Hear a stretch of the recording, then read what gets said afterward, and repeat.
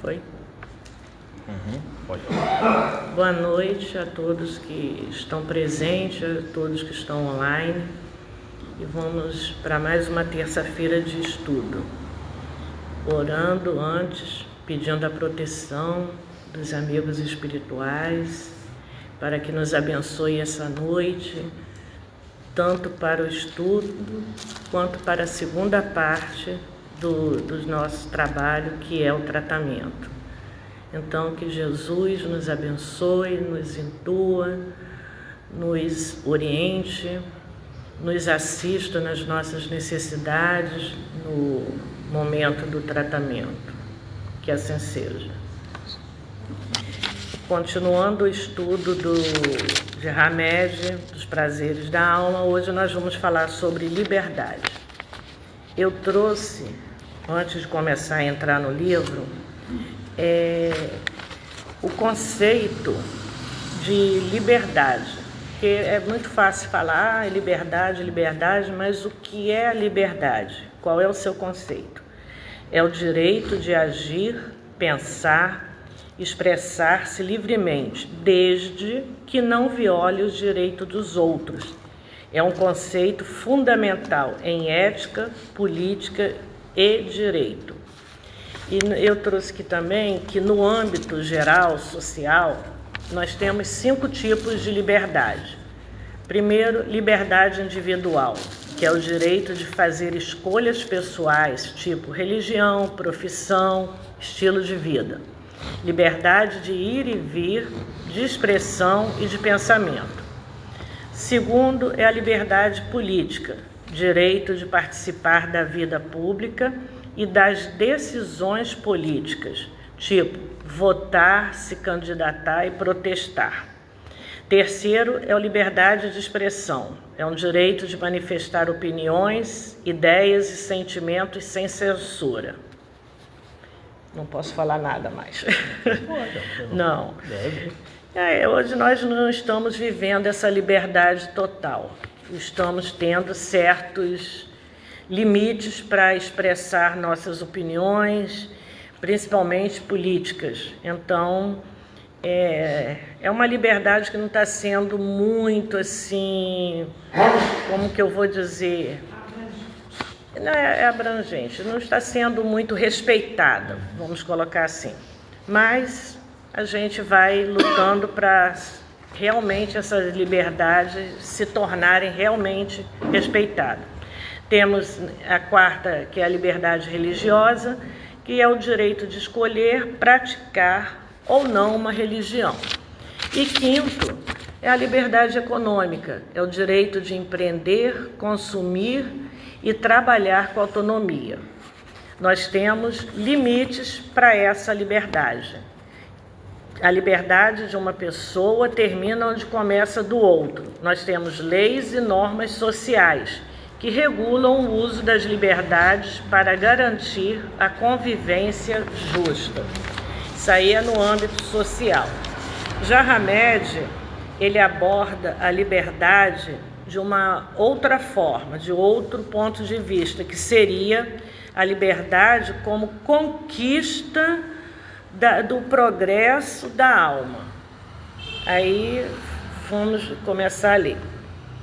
François-Marie Arouet, que eu não sei como é que fala, dito Voltaire, né? Voltaire, poeta e escritor francês do século XVIII, escreveu: o prazer pela liberdade aumenta à medida que dela se desfruta. O Criador, que nos concedeu a vida, deu-nos ao mesmo tempo a liberdade, o que levou Paulo de Tarso a proclamar: é para a liberdade que Cristo nos libertou. Permanecei firmes, portanto, e não vos deixeis prender de novo ao jugo da escravidão. A rigidez mental é uma das formas mais corriqueiras de atrair o sofrimento. Mudança é um mecanismo espiritual através do qual Deus assegura a evolução. Quem não evolui fica paralisado, desenvolvendo um verdadeiro entorpecimento interior.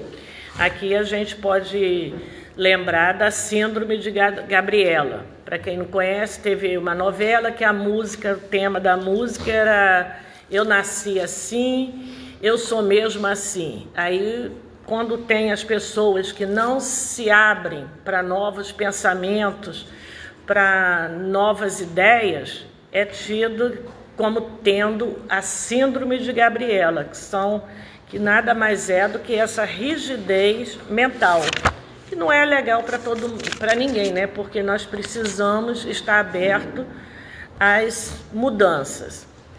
Aí ele fala aqui, voltando a ele: para transformarmos a vida para melhor, temos que começar a nos mudar por dentro. Como? Como seria essa mudança por dentro? Como Joana de Ângeli, nas suas obras, fala, é através do autoconhecimento, do autodescobrimento.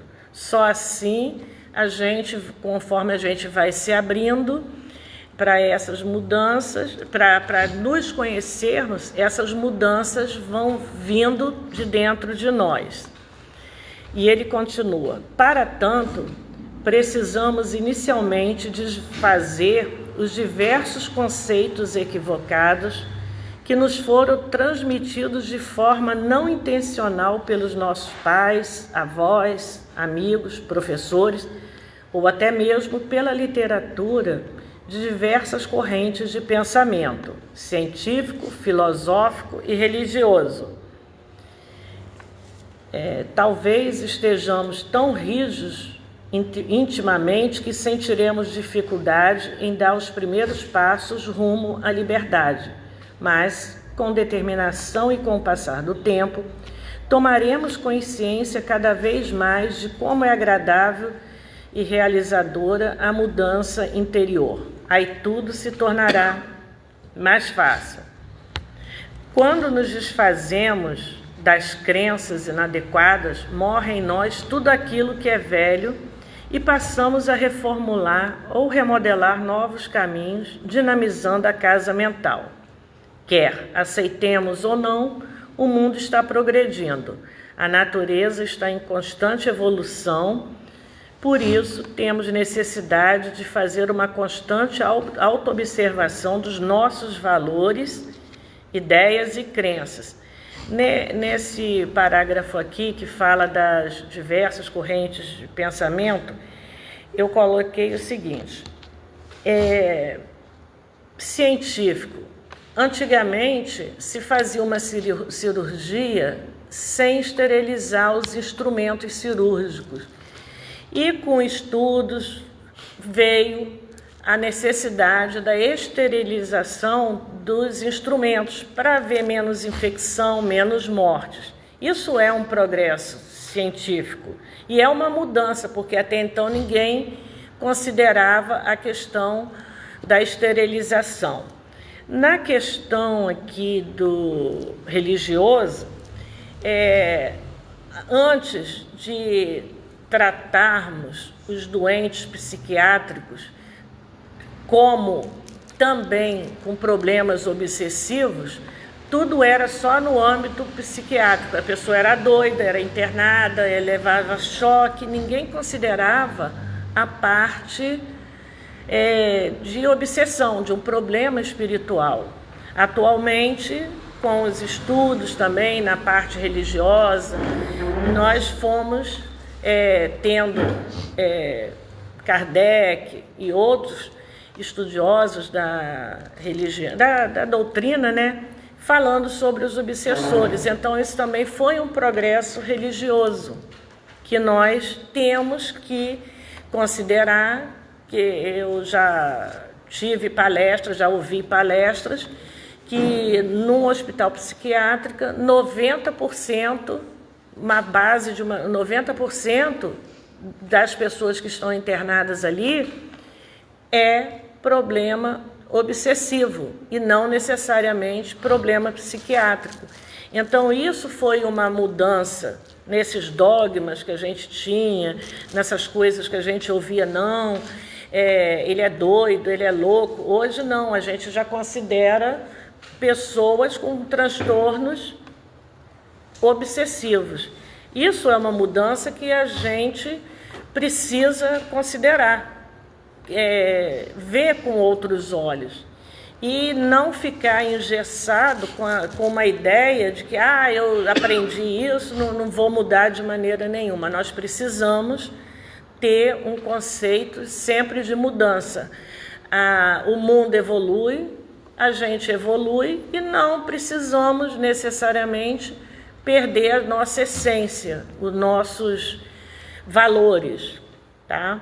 Continuando aqui, é óbvio, e ele fala, Hamed fala sobre isso, é óbvio que nós não estamos aqui querendo induzir as criaturas a desprezar as memórias, os ensinos ou as experiências familiares, mas é preciso que entendamos que o mundo progride e, em decorrência disso, muitas coisas se modificam em nossa existência. Queiramos ou não, a mudança sempre gera um desafio existencial. É muito difícil romper com tudo aquilo que a gente traz de antigo, de conceitos. É difícil se libertar disso e ser livre para um novo. Toda mudança, eu coloco que toda mudança, ela gera medo. E esse medo faz com que a gente fique estagnado. Só que o mundo ao nosso redor, ele gira, ele continua, ele não fica parado. Então a gente precisa fazer esse movimento de acompanhar, o que é assim gratificante no final das contas para nós. E ele coloca aqui, continuando, né? Ele colocou assim, que o professor Rivail comenta na questão 781 do Livro dos Espíritos que o progresso, sendo uma condição da natureza humana, não está ao alcance de ninguém a ele se opor. É uma força viva que as más leis podem retardar, mas não sufocar. Progresso é inerente para todos nós.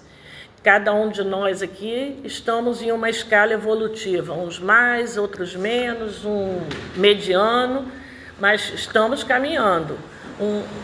Que é inevitável, todos nós em algum momento vamos chegar ao ponto de sermos melhores, superiores, vamos chegar a espíritos superiores, mas no momento tem um aqui no primeiro degrau, tem um no segundo, tem um no quinto, tem um lá em cima. Agora, o que nós temos que levar em consideração, todos nós, em algum momento, iremos chegar lá em cima. Não importa o tempo, não importa o momento, mas vamos trabalhar para isso, né? Aí, continuando com Remédio, ele fala: a paralisação existencial dificulta a liberdade e gera tristeza. A rotina produz angústia e depressão. Por isso, todos somos convidados a nos reformular emocionalmente e a procurar novos conhecimentos filosóficos, religiosos e científicos, para que possamos manter o nosso equilíbrio existencial. E aqui ele colocou que é uma condição, o progresso é uma condição de todos nós. Todos nós precisamos trabalhar em todos os sentidos para seguir esse progresso e alcançar o que Deus quer de nós, que é a nossa evolução espiritual. Continuando com Hamed, a lei do progresso é universal, mas age de forma individual em cada um de nós. Cada um de nós vamos correr atrás do nosso progresso. A lei é para todos, mas cada um fará a sua evolução individualmente. Se alguns progridem mais rapidamente do que outros, é porque estão desfrutando uma nova visão, estão desenvolvendo uma imagem positiva de si mesmos e das demais pessoas. Com isso, conseguem desatar as algemas que os deixam chumbados ao solo da mesmice. Aqui a gente pode considerar que quando a gente está nessa coisa de desenvolver uma nova visão, de seguir à frente, é porque nós já estamos abandonando tudo que temos de ruim lá atrás, porque todos nós temos alguma coisa, alguma sombra, alguma coisa que precisamos desfazer para poder se libertar. Porque enquanto nós estivermos atrelados a tudo antigo na nossa vida, a todos os conceitos antigos, e não quisermos romper com isso, a gente nunca vai ser livre como Jesus quer, como Hamed colocou aqui. Não vamos conseguir progredir. Aqui, aí continuando com Hamed, ele fala: liberdade é um direito natural, faz parte de nossa herança divina e para crescermos devemos usá-la sempre que necessário. Eis algumas perguntas que podemos fazer a nós mesmos para identificarmos nossas crenças e valores positivos ou não, e como eles afetam nossa vida diária. Qual o grau de influência da opinião alheia sobre meus atos e atitudes? Quais crenças cooperam para o meu bem-estar interior? O que me dificulta ter suficiente autonomia para tomar minhas próprias decisões? O que me impede de desfrutar uma vida plena? Por que costumo fingir para agradar os outros? Qual a razão de manter minha reputação alicerçada em um modelo exemplar? Meus conceitos facilitam autoconfiança?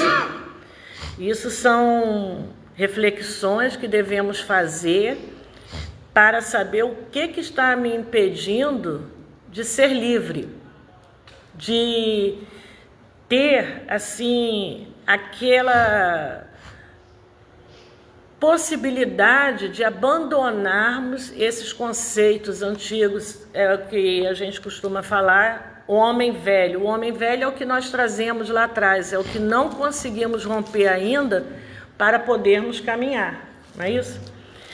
E voltando a Hamed, ele fala: na realidade, o livre-arbítrio, ou liberdade de agir, de pensar, nos concede o poder de mudar nossas ideias, nossos modelos, concepções ou pensamentos, e de optar por crenças mais apropriadas ou favoráveis ao desenvolvimento de uma nova concepção do universo interior e exterior. A liberdade, como todas as demais conquistas da alma, só será alcançada verdadeiramente se for compartilhada com os outros. E eu, assim, concluindo isso tudo, a gente tem a fala de Jesus: conhecereis a verdade e ela vos libertará. Essa é a liberdade que precisamos abandonar as sombras, que precisamos para abandonar as sombras, o homem velho, e se tornar uma nova pessoa. E assim estaremos com nossa alma livre. Que a gente possa refletir e ver o que nos impede de libertar a nossa alma, porque a liberdade social nós já temos regras, mas e a nossa alma? O que a gente precisa para ter essa liberdade verdadeira? É isso que nós precisamos refletir. Alguma pergunta?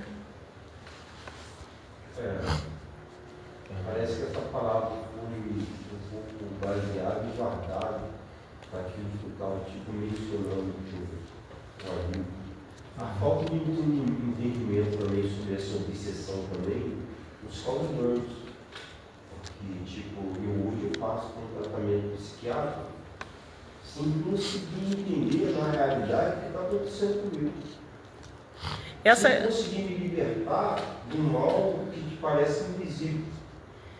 Essa questão de obsessão, até nós que somos médios, a gente ainda estuda sobre ela, porque parece uma palavra tão pequena, mas ela tem uma complexidade tão grande que a gente precisa entender as causas que levam a uma obsessão, o que seria uma obsessão.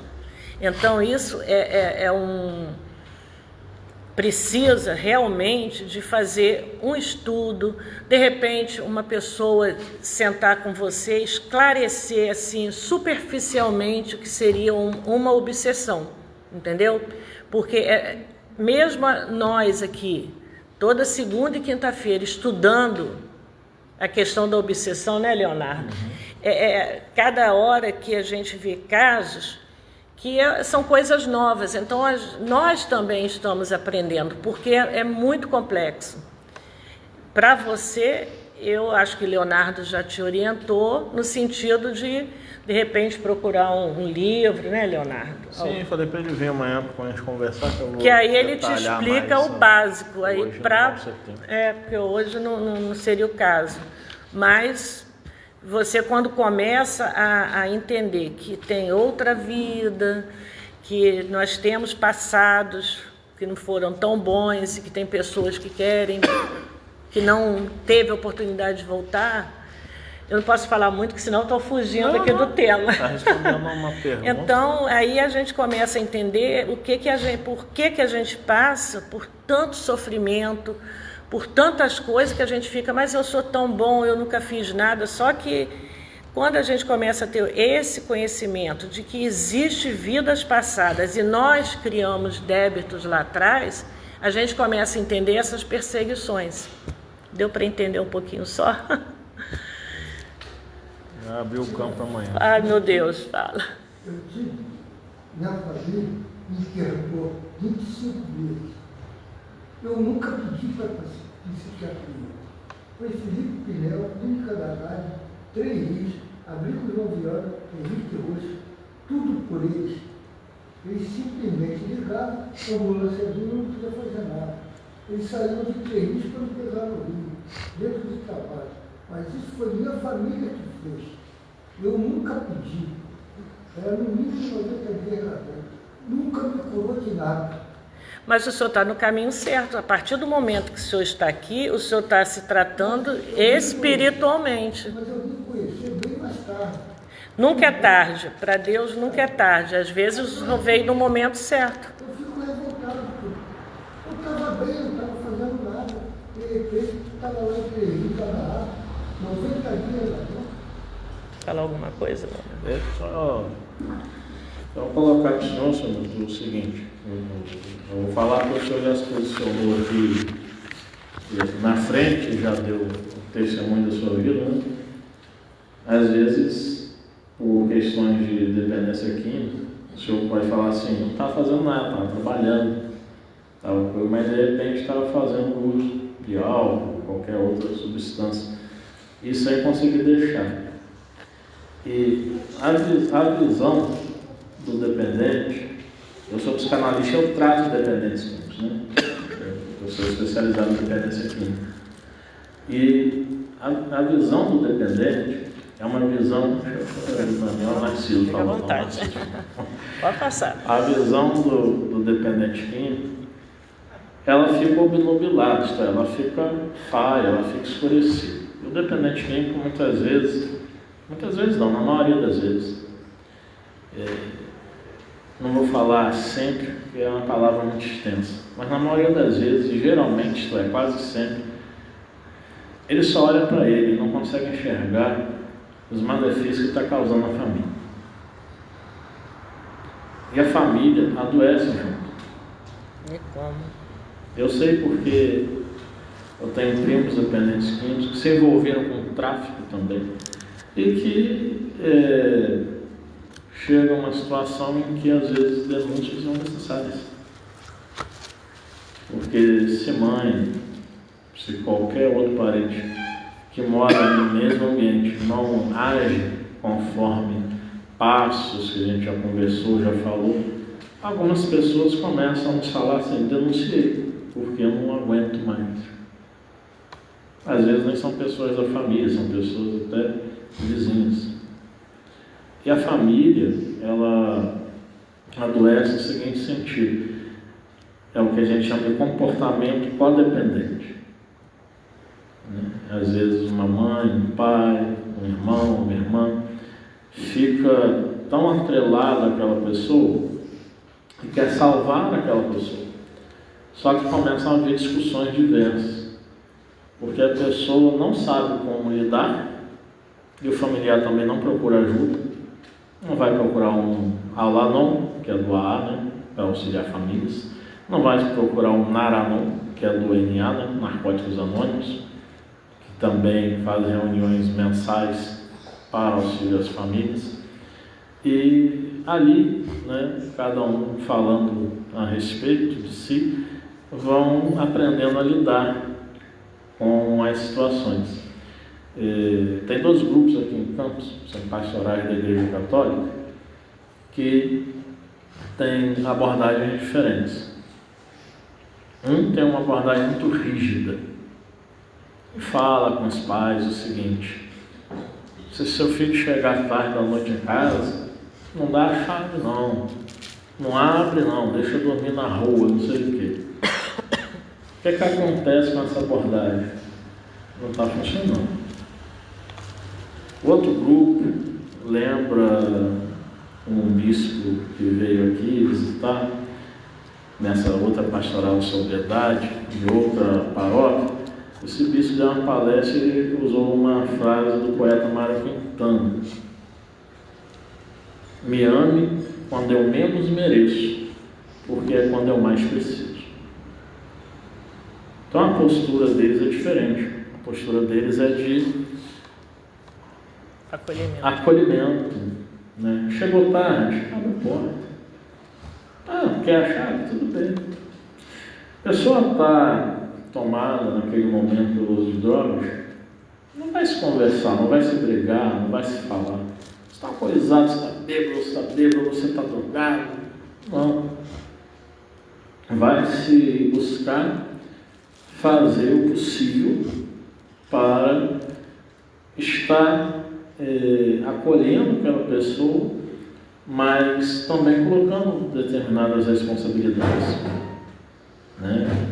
Do tipo, se tem um usuário de maconha e o filho ou a filha quer fumar no seu quarto e o restante que mora na casa não suporta o cheiro, que realmente é horrível, é fedido mesmo, e é preciso dar uma ordem: olha, em casa você não fuma.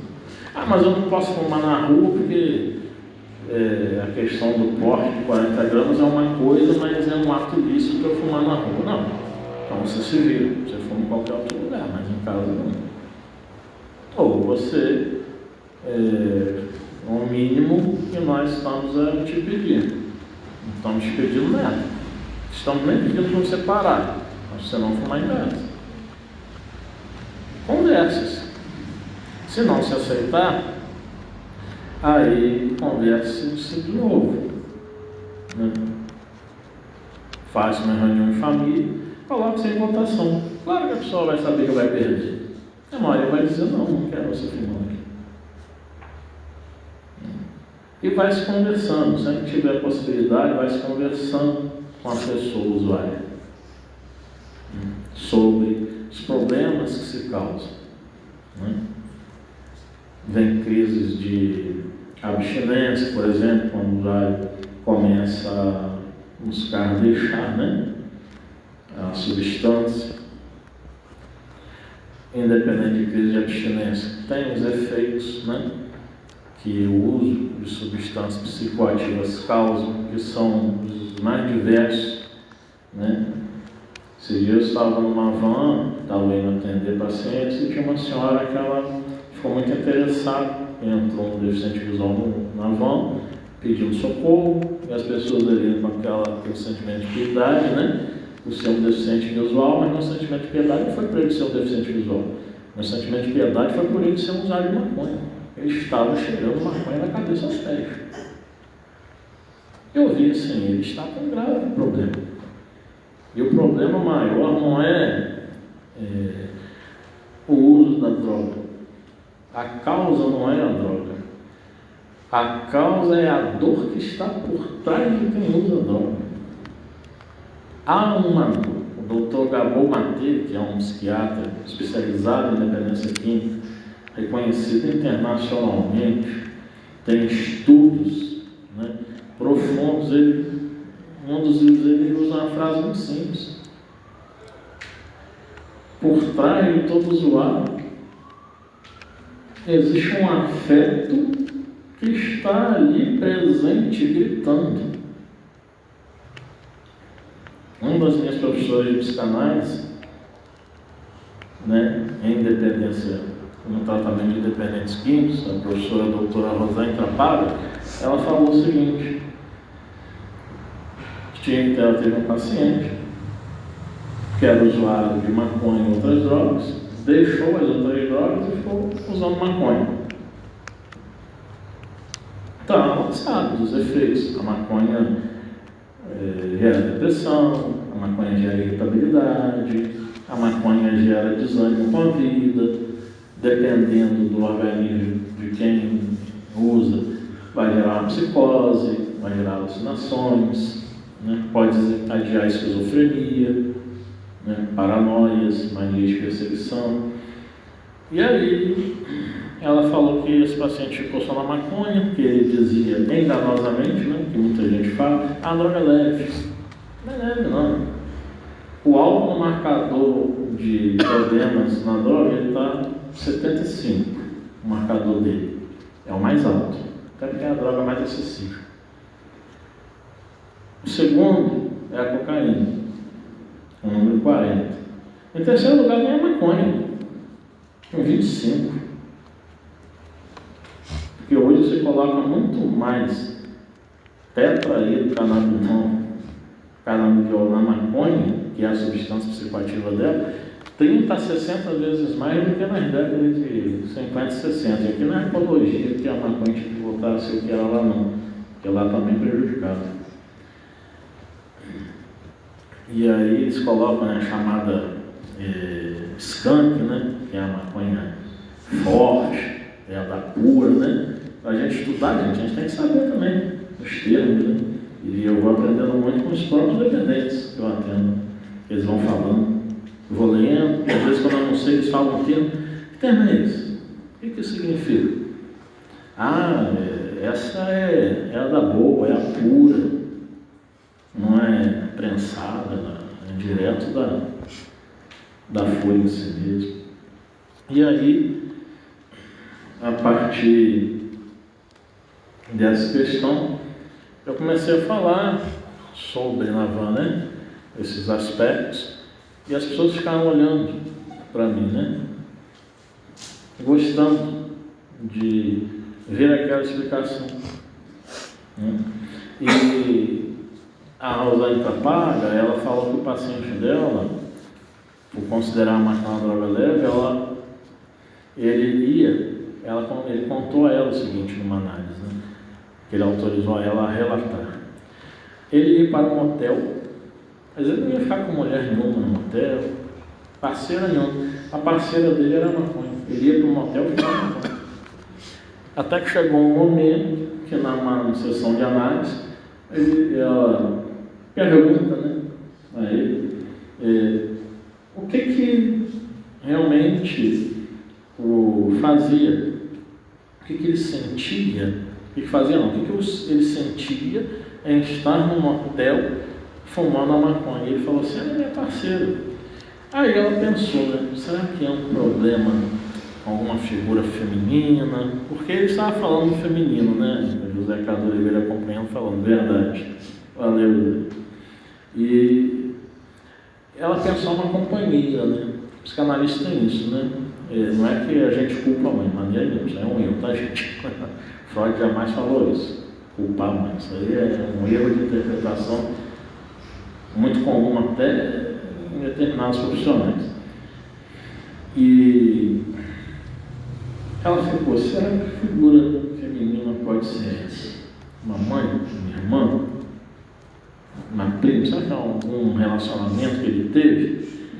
Até que ela questionando, e ele foi entendendo que ela estava questionando poderia ser uma figura feminina, ele fala assim: doutora, na verdade, eu sinto muita falta assim, de um abraço.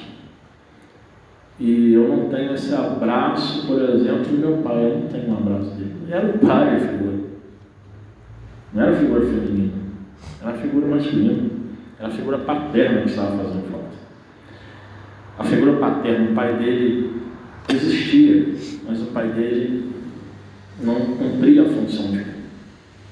E aí, ele falou isso, até que chegou um momento em que ele vai, né, se colocar para o pai, em determinado momento que eles conversam, né, e ele fala com o pai que realmente ele queria, né, ter um diálogo mais preciso, e o pai abraça a ele, pergunta, né, se aceitaria um abraço, ele diz sim, ali é aquele momento emocionante e tal, e é aquele momento em que o pai começa também a explicar a ele, né, olha, meu filho, seu pai é um militar, seu avô era um militar, eu fui criado numa educação militar, né, no exército, todo o tempo.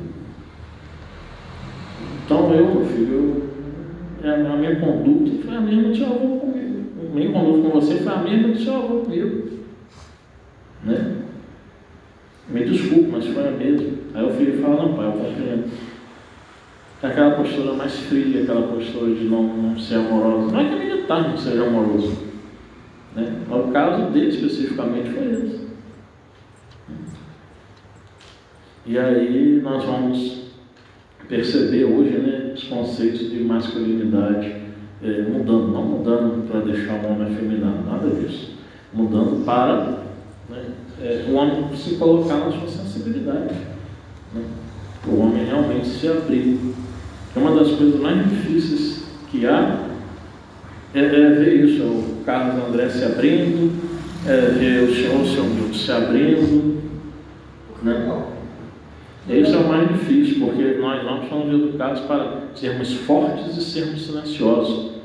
Eu tenho 90% de pacientes mulheres e 10% de pacientes homens. Mas diga isso, desculpa, cortejo. É porque, vou mentir não, minha mãe teve 83 anos, eu me estou 5 horas da manhã e abandonando o campo de Goitacás, porque eu recaí. Sabe? Mas não perturbei, fui para o quarto, mas ela sabia que eu estava recaído. Cabe muitos problemas que eu estou passando na minha família, na minha vida aqui em Campos, que mudou completamente. Estou totalmente desnorteado, me conversando até com o Brasil sobre isso. Então eu recaí bravo. Ela está no passado, que ela passou, quando eu estava recaído, eu ia embora, cara. Foi difícil, mas eu consegui contornar. Não vinha o grupo, fiquei totalmente desnorteado, enfiei a cara na cachaça e outras substâncias e me arrependi. Fiquei 3 dias assim. Quando caí na realidade, estava cheio de depressão, sem conseguir levantar da cama, sem vontade de comer, só bebendo água. Até hoje, bebo água, sabe? Sabe, eu não estou conseguindo me recuperar assim, sabe, mentalmente, nem fisicamente. Na porra abalada, tudo que aconteceu. A senhora faz acompanhamento médico psicológico? Eu estava fazendo no CAPS, mas eu achei que ele não estava dando mais para mim. Não dá tratamento no CAPS, porque é uma bagunça generalizada. Eles fumam, eles cheiram, eles bebem, tudo dentro do CAPS, ali na Zirabá. Isso não é legal você Sim, ficar... CAPS AD, álcool e droga. Aí eu saí fora.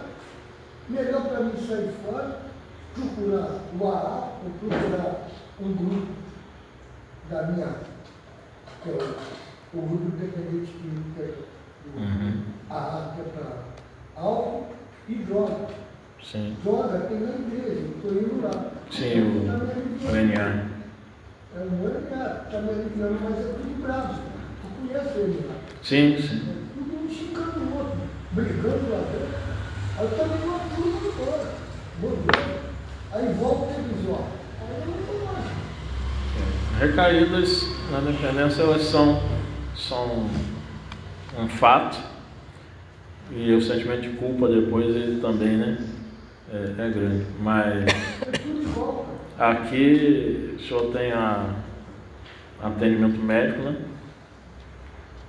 Que toda terça, né, o Dr. Paulo está aí na disposição, né? E acompanhamento psicológico, aí nós temos que pensar as possibilidades. Também, se eu ficar sem acompanhamento psicológico, não é interessante. Não é interessante. Bom, mas não vou me alongar muito não, deixando o Cristina fazer a prece. Já passei 15 minutos do horário. Mas a necessidade, né, da resposta. E assim vamos terminando esse momento de estudo, que possamos cada um de nós levar para casa essas reflexões, o que foi estudado aqui, e que para essa segunda parte do tratamento, que Jesus ilumine os médiuns para que possam dar o melhor de si, para que cada um que está presente receba de acordo com a sua necessidade. Que assim seja.